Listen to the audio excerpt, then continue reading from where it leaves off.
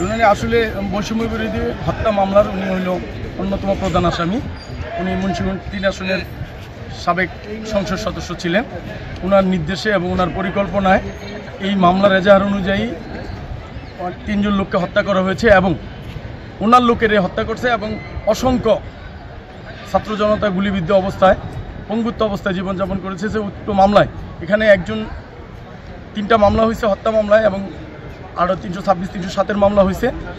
300 হত্যা মামলার যেই একজন ভিকটিম ডিসিস্ট সজল, এই সজল হত্যা মামলায় আজকে ওনাকে রাষ্ট্রপক্ষ 10 দিনের রিমান্ড চেয়েছিল। শুনানি অন্তে বিজ্ঞ আদালত 7 দিনের রিমান্ড মঞ্জুর করেছে। মামনা হাইকোর্টের নির্দেশ অনুযায়ী ওনাকে জিজ্ঞাসাবাদ করার জন্য অনুমতি দিয়েছে রাষ্ট্রপক্ষ। এই বিজ্ঞ আদালতের এই আদেশে সন্তুষ্টি প্রকাশ করেছে। আপনারা জানেন যে সাবেক দুবারের মেয়র এবং সাবেক এমপি হাজী ফয়সাল বিপ্লবকে আজকে নিয়ে আসা হয়েছিল 31/9 মামলায়। তাকে একটি মামলায় অ্যারেস্টে দেখানো হয়েছে এবং সেই মামলার শুনানি হয়েছে। মামলার মেরিট সার্কামস্টেন্স নিয়ে আমরা বিজ্ঞ আদালতে শুনানি করেছি।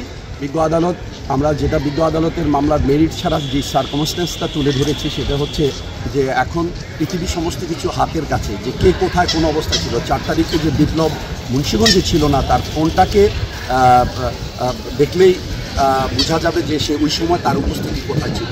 আমি সার্কামস্টেন্স তুলে ধরে মামলার মেরিট সার্কামস্টেন্স ওই সে উপস্থিত মুন্সিগঞ্জে ছিলেন না এবং এটা বিদিত এবং তার ফোন ট্র্যাক করলেই বোঝা যাবে যে তিনি কোথায় ছিলেন। তো সেই দিক থেকে মামলার মেরিট সার্কামস্টেন্স সমস্ত বিবেচনায় বিজ্ঞ আদালত 7 দিনের রিমান্ড মঞ্জুর করেছে।